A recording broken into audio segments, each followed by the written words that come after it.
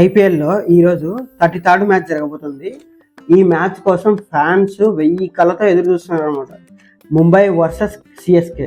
ఈ రెండు టీం మేనేజ్మెంట్లు ధోని, రోహిత్ శర్మ ఈ మ్యాచ్లో ఆడతారా లేదా అనేది ఇంకా కన్ఫర్మ్ చేయలేదు. మేబీ ఆడకపోవచ్చు అనేది నా ఫీలింగ్. ఒకసారి ప్రీవియస్ హిస్టరీ చూస్తే ఎంఐ వచ్చేసి 21 మ్యాచెస్ విన్ అయింది, సిఎస్కే వచ్చేసి 18 మ్యాచెస్ విన్ అయింది. ఇక్కడ పూర్తిగా ఎంఐ డామినేషన్ కనపడుతుంది.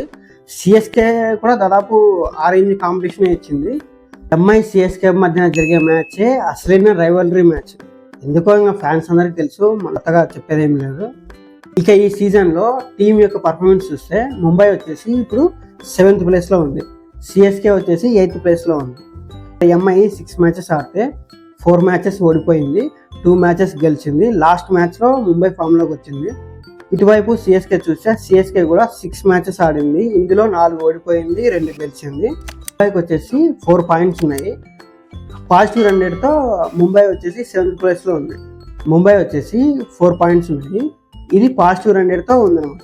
ఇక్కడ సిఎస్కే చూస్తే నెగిటివ్ రన్ రేట్తో 4 పాయింట్స్ ఉన్నాయి.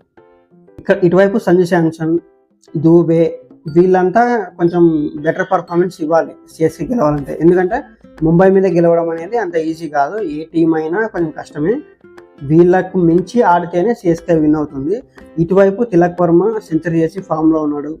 అక్కడ మిగిలిన బ్యాట్స్మెన్స్ అంతా వాళ్ళ కాంట్రిబ్యూషన్ అనేది జరుగుతూ ఉంది. కానీ ఇటువైపే లేదు, సిఎస్కే వైపు బ్యాటింగ్ కాంట్రిబ్యూషన్ అనేది చాలా తక్కువగా ఉంది. సిఎస్కే మిడిల్ ఆర్డర్ అనేది కొంచెం బెటర్గానే ఉంది, కానీ కంపేర్ టు ముంబైతో పోలిస్తే అంతగా లేదు.